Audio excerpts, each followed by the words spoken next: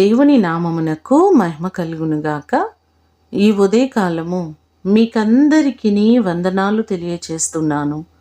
ఈ దినము మిమ్ములను బలపరచు దేవుని మాట.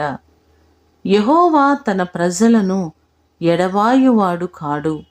కీర్తనలు 94వ కీర్తన 14వ చరణం. మన దేవుడు మనలను ఎన్నడూ విడిచిపెట్టేవారు కాదు. మనుషులు విడిచిపెట్టినట్లుగా, మనుషులు త్రోసివేసినట్లుగా మన దేవుడు మనలను త్రోసివేసేవారు కాదు. మోషే యెహోషువతో అంటున్నారు, నీ ముందర నడుచువాడు యెహోవా, ఆయన నీకు తోడయుండును, ఆయన నిన్ను విడువడు, నిన్ను ఎడబాయడు అని.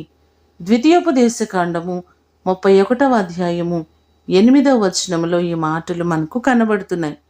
నిరంతరము మనకు తోడయుండి, మన పక్షమయ్యుండి మనలను దేవుడు జ్ఞాపకము చేసుకునేవారు.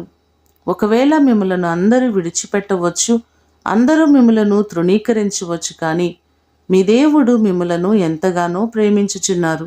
ఆయన ప్రేమిస్తున్నారు. ఆయన మీ ఎడల జాగ్రత్త వహిస్తున్నారు. ఆయన మిమ్మలను పట్టించుకునేవారు. నా ప్రియ సహోదరి సహోదరుడా, ఏ విషయంలో నాకెవరూ లేరు, నన్నందరూ విడిచిపెట్టారని బాధపడుతున్నారో, మనుషులు తోడు లేకపోయినా మీ దేవుడు మీతో పాటు ఉంటారు. ఆయన నిరంతరము మిమ్మలను నడిపించేవారు.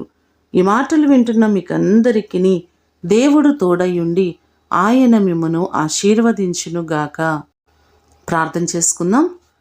పరిశుద్ధుడైన తండ్రి, మీ పాదములకు వందనాలు, స్తోత్రాలు. మీరు మీ ప్రజలను ఎన్నడూ విడిచిపెట్టేవారు కాదు, ఎన్నడూ ఎడబాసే దేవుడవు కాదు ప్రభువా. మా ప్రియులెల్లరినీ జ్ఞాపకం చేసుకుని ప్రతి వారికి మీరు తోడుగా ఉండండి. వారి ముందు మీరుండండి ప్రభువా. నీ సన్నిధి చేత ప్రతి వారిని మీరు నింపండి. ఈ దినము కొరకు వందనాలు, కృతజ్ఞతలు మీకు తెలియచేస్తూ యేసు అతి శ్రేష్టమైన నామమున అడిగి వేడుకొని పొందియున్నాము తండ్రి. ఆమేన్. దేవుడు మిమ్ములను దీవించునుగాక.